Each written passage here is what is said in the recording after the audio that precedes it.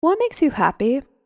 The summer breeze, rain pattering down your window, meeting an old friend and catching up over a hot drink, a good book. I feel these things in my bones. I miss them when they are not here, but I know they will come again. All I have to do is wait for them, and I will be happy again. The Moomins Nostalgia. Studio Ghibli films are truly special. Most people can remember their first time experiencing a Ghibli film. Mine was seeing Spirited Away in theaters. I think I was 8 at the time, even younger than Chihiro, and I had never seen anything like it. I already had a love for anime even at that young an age, but this was something my parents were interested in seeing too. It's difficult to actually describe what makes a Ghibli film feel like a Ghibli film. Sure, there are similar themes in most of them. The protagonist is often a young girl, and there is almost always a flying scene. Obviously, they're all made by the same studio, but that's not actually what attracts people to these films, and it's certainly not what gives them their staying power. Really, it's the energy. It's the feeling that one gets while watching that is special, and I think this is due to the themes and aesthetic. American and children's films' value lies in entertainment, and an easy way to provide entertainment is action, pomp and circumstance, and bombastic scenarios. The problem is, however, creators and moreover producers are so afraid of losing their audience that there's too much going on all the time, and after a while it just becomes noise. When making a horror film, it can't be scary all the time because an audience can't maintain that level of sustained tension for 2 hours. There need to be lulls and quiet moments for the higher energy scenes to work properly. You need those quiet scenes to work in tandem with the higher intensity scenes. And Ghibli films have built their audience of people who are interested in those quiet moments. There's still action in their films, but sometimes you need to show the main character walking through the town or watching the ripples on a lake after doing laundry. The worlds they've built exist right by the sea or in a sleepy town far away from the big city. And when you build your films on these tender, serene moments, your audience is going to be feeling refreshed afterwards. This aesthetic isn't completely unique to the studio, but it is pervasive in almost every film they've made. It's so pervasive, it started to seep into our language as people have started referring to real things as Ghibli-esque. And while this aesthetic can be broadly defined, at its core it is fantastical domesticity. Western fantasy is usually only ever concerned with high fantasy. You know, your Lord of the Rings, your Harry Potters, 90% of young adult fiction. Usually there's a big bad that the young special person has to defeat in this magic world with lore and a magic system that will be discussed often, but never deeply enough that you think the author has truly stayed up late at night thinking about what would actually be different about this world and what larger ramifications these changes would mean for the characters and the world. And just why is this young person our protagonist anyway, other than the author conceived them as such, when there are many other fascinating characters whose lives I know I would be much more interested. Basically, young adult fiction is usually escapist fantasy for young people who feel disaffected in their everyday life and probably yearn for not only a world where magic is real, but one where they get to explore it with a group of close-knit friends. Truly, the magic really was the friends they found along the way. But Ghibli fantasy is different. I don't want to say it's more nuanced. It definitely is in some ways, but the approach is different. For one, there's usually never a villain in a traditional sense. There are people who do bad things, but they're not villains. They're just people acting in their nature, and often their nature can be changed. Lady Eboshi is the first to spring to my mind. She is complicated, she does horrible, cruel things, but she's also improved the lives of everyone in this town she's built from nothing, and they all love her for it. At the end, when she loses her arm and her town is destroyed, when she quietly says that she'd like to build a new, better town, it feels earned. The second way is that there is a love and attention to detail given to all aspects of a person's life in a Ghibli film. Sure, magic may be real, But you may be a nasty disaster wizard who relies too heavily upon it, and you don't bother to clean up your house until a nice bewitched old lady breaks in and not only sweeps up your house, but also sweeps you off your feet. This mundane aspect actually makes the fantasy more relatable to audiences because it's familiar. We all have to do laundry, and we're all guilty of leaving our dirty dishes in the sink for longer than is socially acceptable. There is a joy in the peacefulness of mundane living. Odd as it may be, these scenes are some of my favorites and work well in balancing out the fantastical or high-energy scenes. The world has magic, but it's a lived-in magic. It's a world where a young witch can fly and an expectant mother bakes bread, and those are both equally wonderful things. This might not surprise you, but my favorite Ghibli film of all time is Kiki's Delivery Service. I know that Spirited Away and Princess Mononoke are both probably just objectively better films, and they are both spectacular. But the thing about media is the more specific it is, the less people will be able to relate to it, but it will become incredibly special to those it does. Kiki's Delivery Service is about a young witch who takes a year to train away from home, and while she does meet many wonderful people, she also struggles with the problems of coming into adulthood. Living on her own in a new place, working for a living, and struggling to still find joy in something she used to love, yet took so much for granted she didn't even think about why she was doing it until she is unable to do it. Your personal favorite Ghibli film says a lot about you as a person, what you value, the things you find comfort in, and I've noticed that Kiki's Delivery Service is often the favorite of artists, which makes sense when you realize that one of its key themes is burnout. Ursula, a painter in the film, directly talks about creative burnout and recovery, how she loves painting and she was working so hard until she just couldn't paint anymore. Kiki is going through the same thing. She turned the thing she loved into a job, and now that the joy in it is gone, she can't do it anymore. The other reason why this movie tends to resonate with artists is because Kiki straight up has depression. She gets moody, she has a good time with a single friend, and then when upset, her mood just drops, and she can't be around people anymore. It isn't until Ursula breaks her routine and gently consoles and encourages her that she is able to pick herself back up and try again. As an artist and as someone who has struggled with depression for all of my life, Kiki's Delivery Service means a lot to me on a personal level, and I don't think I can actually objectively talk about it. I know there are higher quality Ghibli films, but it's like they're high quality meals I'd order at a fancy restaurant. But Kiki's Delivery Service it's like a home cooked meal. It's like I'm sick and my mom or dad has made me some soup because they know I'm not feeling well, and I just feel really loved and safe. And I know that even if I'm not feeling well now, I will feel better later. I needed Kiki's Delivery Service in a way that I'm not sure I can accurately describe. Ghibli films have this restorative aspect to them. More often than not, the quiet, real-world domestic actions of cooking a good meal or walking through the countryside are the ones that stick with me. It's a special experience and one that is not terribly prevalent in a sea of modern high-tension action isekai anime.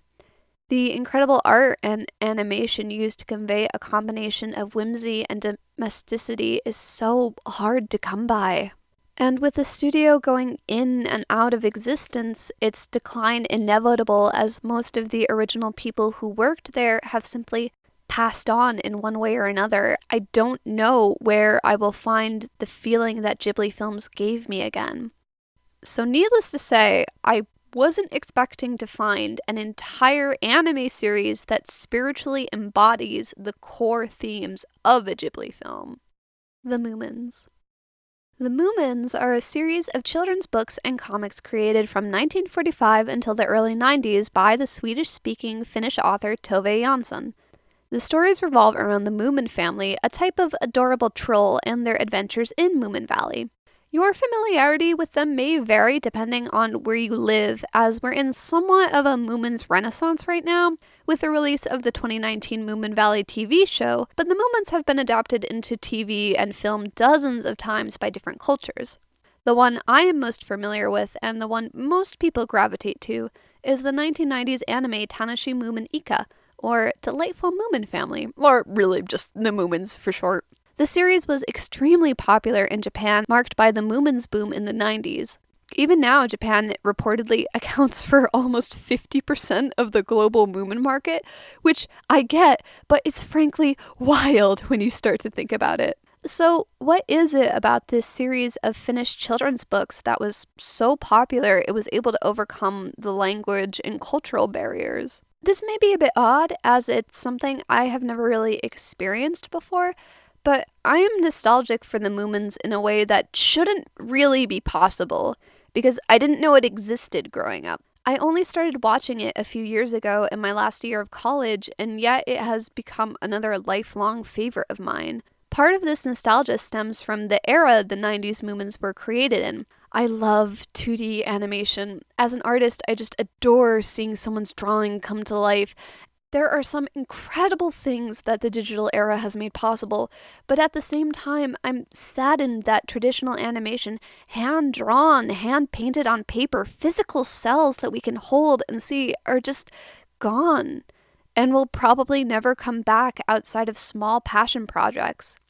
And as that era dies, the knowledge of how to do it is going to degrade as well. Even though the quality of animation is notably less polished compared to digital, I cannot help missing the feeling that Castle of Cagliostro and Kiki provide, because the story and the art style work in tandem to create a specific atmosphere. The watercolor backgrounds, the softness of the line quality, and skin on the characters convey a softer feeling to the audience. I actually think this quality is what Ponyo was missing. I can't help but wonder about a world where Ponyo was made in the 90s, where the effects couldn't be made by computer, where the backgrounds were all watercolor stills, and the colors just weren't as bright, and the line work isn't as clean. That rough, handmade quality, I think, would have added a softness to Ponyo that the cell shading is just a bit too bright to convey properly. There's a reason the tale of Princess Kaguya was made the way it was, and in the way it was, using the rough pencil sketches as the final drawing instead of cleaning and polishing it up. There's a charm that these films have that is lost in newer, cleaner features. So part of the reason that makes Moomins great, for me at least, is the charm that traditional animation brings, especially viewing it now, where that animation is so hard to come by. And I do think that some of that charm is lost in the 2019 version, even though that version isn't bad. Clearly, it was made with a lot of love, the lighting is atmospheric, and the designs are cute. I do think this just comes down to my deeply biased personal preferences.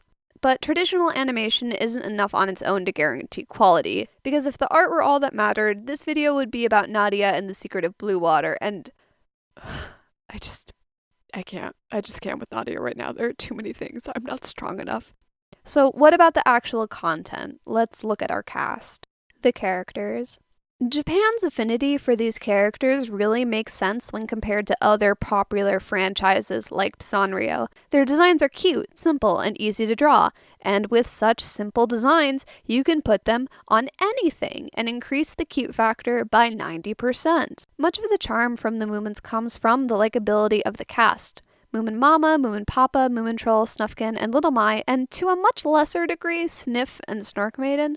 While their characters individually are pretty simple, usually only possessing a few key traits, as a group their dynamic becomes exponentially more interesting.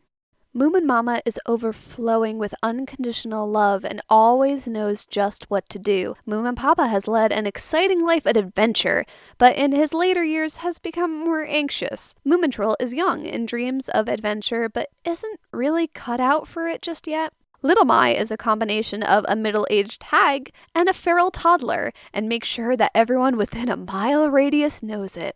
And Snufkin? Oh, Snufkin. Snufkin is... He's complicated. He has a very easygoing way of life. He's a vagabond at heart and travels where the wind takes him. He likes people, but in small amounts, and he needs solitude to really relax. Like Moomin Mama, he always seems to know what to do, though, again, less so when it comes to people. I'll talk a bit more about Snufkin at the end of this video, but for now, am I forgetting anyone? Oh, well, they can't all be hits. Sniff likes money and is a greedy coward, and Snark Maiden is... at least she's nice. Listen, no hate if you like these two. Snark Maiden in particular doesn't actually bother me. I'm just saying there's a reason Tovei eventually stopped writing about them completely. Sniff is great for some easy conflict, but that's about it. There's a reason there's basically no merch of him. While the characters are fun on their own, it really is the relationship dynamics between the squad that makes watching them fun. Little Mai being 10 pounds of pure unbridled mischief is great for working off of Sniff's anxiety. Moomin Mama's complete assurance that everything is going to be just fine, don't you worry dear, is the perfect accomplice to Moomin Papa's blundering plans. They all just work really great together. This leads me to my next topic. If it isn't about found families, then what even is the point?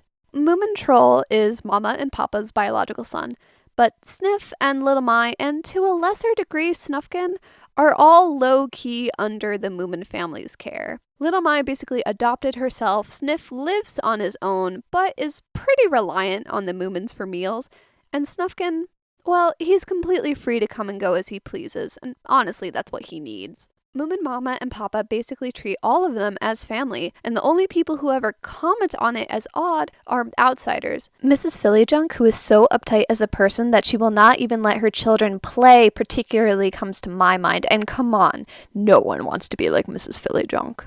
Their unconventional family dynamic is taken so for granted, it's honestly pretty refreshing, and unsurprisingly overlaps with queer theory. The Moomin family isn't a traditional one, and there's nothing wrong with that because sometimes families are found, not born. While the found family trope may be fairly common in storytelling nowadays, these books were first being written in the mid-40s and 50s, when the very concept of the ideal nuclear family would be conceived.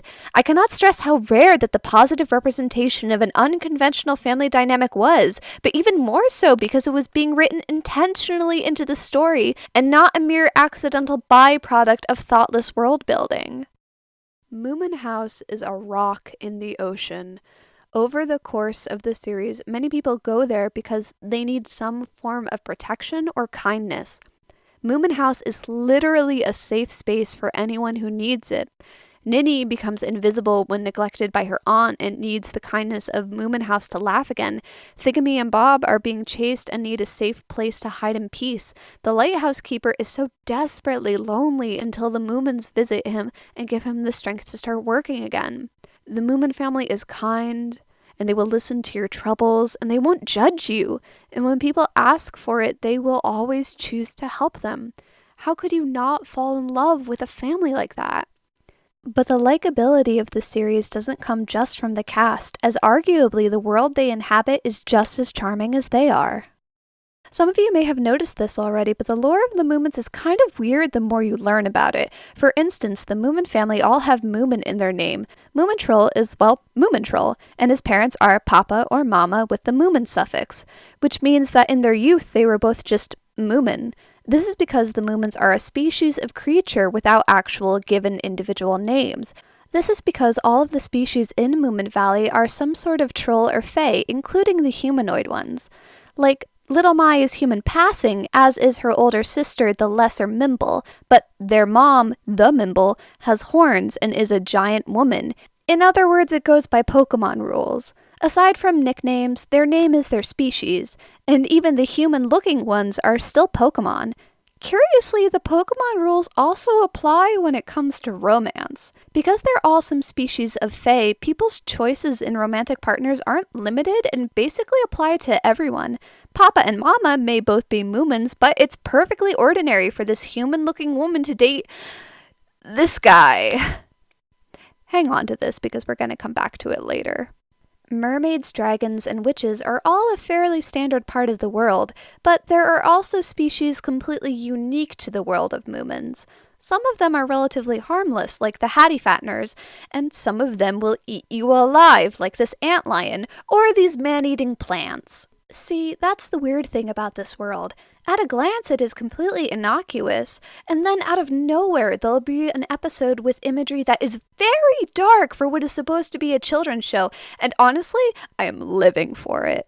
While unfortunately these darker tones do diminish as the series progresses, I always find myself looking forward to these early episodes and their small dips into the cosmic horror of the unknown.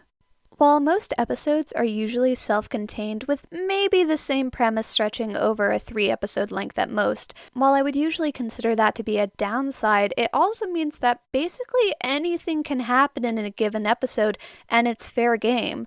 Like, no one's going to bat an eye if in one episode some tigers escape from a zoo and they can talk, which should raise a lot of questions, if we didn't also see in another episode that aliens definitely exist and live on Mars. You can't think too hard about the world of Moomin Valley. You'll drive yourself crazy. Like, this is a tiger, but this is a horse. So now that we're familiar with how the world functions and the characters, what do they actually do in this world? Well, the truth is not actually very much of anything happens, and I love that. The Moomins hibernate through the winter, and honestly, God, I wish that were me, only waking at the first sign of spring. Moomin Valley is deep in the mountains, far away from any modern civilization. There is no school system, no one has a job outside of the local incompetent chief of police. It's completely free from the pressures of modern society. The Moomin family is just living their lives in peace, fishing, sailing, going on adventures, getting into trouble, but never too much. It's Animal Crossing levels of escapism, but like if Animal Crossing didn't have a town shopping center and also wizards were real. Unfortunately, part of the reason for Moomin's unusually high popularity in Japan may be because of their crushing work ethic. People are actually working themselves to death in Japan. So much so that they have a word for it, karoshi, meaning death from overworking, usually caused by a heart attack, stroke, or possibly from not eating enough. I know America isn't exactly qualified to point fingers, especially not now due to the current situation, but Japan's work culture is brutal. Expectations are very high. You work for long hours and then you are expected to go drinking with your coworkers afterwards.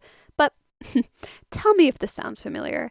When the economy crashed in the 80s and 90s, to make up for losses, companies cut employees but still tried to maintain the same amount of productivity, but with much less staff. So the employees had to work much harder to compensate for their losses. In 2016, a study about karoshi reported that in the US, 16.4% of people work an average of 49 hours or longer each week. In Japan, more than 20% do, according to the report. Half of all respondents say that they don't take paid vacations. Yeah, it's not exactly shocking that a world surrounded by the beauty of nature and free from the chains of capitalist society was so inviting. I don't know how y'all are doing, but I'm beginning to have the sneaking suspicion that more and more people in general are feeling crushed by capitalism. So, I don't know, take that for what you will. But the thing about Moomin Valley is it isn't just free from the pressures of modern capitalism. It makes me nostalgic for a simpler time, one without the internet and social media. Obviously, there are a lot of great things about the internet. You wouldn't be able to hear me talking right now if the internet didn't exist and YouTube weren't a platform for people to upload content and have their thoughts be heard. But at the same time, I'm just tired. Social media is it's exhausting, and with what limited research we have, we know people are spending too much time on it, and that it's definitely not good for us, and it's going to affect people's development in ways that we just couldn't have predicted, and we still don't know how to regulate. Millennials have had a major increase in depression from an overall rate of 3 to 4.4%, which probably doesn't sound like a lot, but while definitions vary of exactly what a millennial is, there are apparently 71 million millennials, so that's about 16 million people. And a quarter of those people are reportedly not seeking any form of mental health care because they aren't able to afford it. Millennials have reportedly fewer close friends than previous generations. We feel isolated and worry about the future. The human population is continuing to be the highest it's ever been, and many people feel more alone than ever. Like, we're more connected to everything than ever before, so why do I feel so alone? In my last year of college, I started playing the first Harvest Moon for the first time in a long time. I was overworked and stressed and tired. All I wanted to do was take care of my plants and livestock with my wife on my sleepy little farm. I guess what I'm saying is, there's only so much I'm able to worry about, and at a certain point it's not going to be helpful. I know that, especially now, times are hard, and I don't want to bring anyone down, but I can't divorce my feelings of isolation and the state of the world as it is from this peaceful little valley. If right now you are struggling or you feel alone, I encourage you to message a friend you haven't spoken with in a while. They probably miss you too. And if you can't deal with that right now, that's okay too. I understand. If you're using this video as a recommendation on whether or not Moomins is for you, and it's something you'll enjoy or just find boring, I think now more than ever is the time to give it a chance. I do think that the first episode is a perfect little capsule of what to expect from the series, and you'll be able to see whether it's right for you or not. The joy of spring after a bitter winter, spending time with friends you haven't seen in a while. Moomin Mama is really a standout in the first episode. When the kids are all playing, Papa is worried, and Mama, in her smooth, calm voice, just tells them not to worry, as she's already told them to be careful. Something about her energy is just really powerful. All of Moomin's cast is great, and while there isn't really an overarching plot, there is the progress of time and the subtle changes in the relationship between characters. The main meat of this is between Moomintroll and Snufkin. Moomintroll is a very sweet boy. He's kind, energetic, and loves people. He dreams of one day going on his own adventure, but isn't quite ready for that yet, and is mostly content to read about them and have his own small adventures with his friends, with the whole valley as his playground. Part of him admires Snufkin's lifestyle and would like to join him if only Snufkin would let him. Snufkin is a vagabond. He's quiet, daring, and enjoys solitude. He thinks of material objects as a burden and only keeps the essentials in his pack. Even when he returns to Moomin Valley in the spring, he still lives in his tent just outside of Moomin House, though Moomin Mama would give him a bed in a heartbeat if he wanted one. Despite these differences in nature, the two of them are best of friends, yet there is a strain on their relationship. The Moomin family hibernates during the winter because the valley becomes completely snowed in and uninhabitable. However, Snufkin chooses not to hibernate, preferring to travel south instead, spending the whole year someplace nice and warm, unable to let himself stay in Moomin Valley all year, trapped. It's not that he doesn't like people, he just needs to be alone for long periods of time. He explains that the months of solitude traveling alone make returning to Moomin Valley and all of his friends worthwhile. They're both equally important and necessary to his happiness, but he can't have one without the other. As an introvert and known hermit myself, I empathize with that. His character is deceivingly simple. You learn so much about him up front that you think you have him pegged, but then dozens of episodes later, out of nowhere, he'll say or do something so far out of left field it forces you to completely reassess his motivation. And then suddenly you learn about his father, and in some long-forgotten wiki article, it explains that he apparently sometimes had premonitions about the future, and then all of a sudden, Snufkin's sudden ability of always seemingly know just exactly what to do and what to say takes on a new light, and you can't watch the scene where Snufkin is guessing numbers Snork Maiden is thinking of in her head, and gets them all right except for the last one, which he is only off of by one. And you know deep in your heart that there is no way that this was intentionally written into this children's show, but now I can't unsee it, and now neither can you. Snufkin does care for Moomin, but Moomin is deeply dependent on his friends and family. He can't understand why Snufkin would ever want to leave if he does love all of them, It's hard on both of them saying goodbye each winter, and Moomin goes into a depression for a while. Snufkin knows how sad his departure makes Moomin and chooses to leave before it can even become a problem, until the next time Moomin confronts him that not being able to say goodbye is so much worse. Neither of them should change as it's in their nature, but they can compromise and try to understand how the other feels. Without spoiling anything, the seasons must change, and with it, their relationship must change as well. I usually favor a tight, well-told 12-episode anime, but there is something to be said for long-form media. You're able to watch characters' relationships grow and change organically over time that is just unrealistic to convey in something so condensed like film. And when a series actually includes the passage of time with the seasons the way the Moomins does, you really get a sense of, if not growth, just change. Watching the subtleties of their relationship change is, I'll admit, a large draw for me. The other large draw about Snufkin and Moomin's relationship is that they're obviously gay. Look at this! Look at this! Is this what people think boys being boys is? Seriously, Snufkin and Moomintroll's relationship is so incredibly queer-coded. Each time I watch it, I think of the 2019 version, and I'm just like, just let them be together, please! It's 2019! They can be gay now! Let them be gay! I'm not usually one of those people who demands their ship to be canon.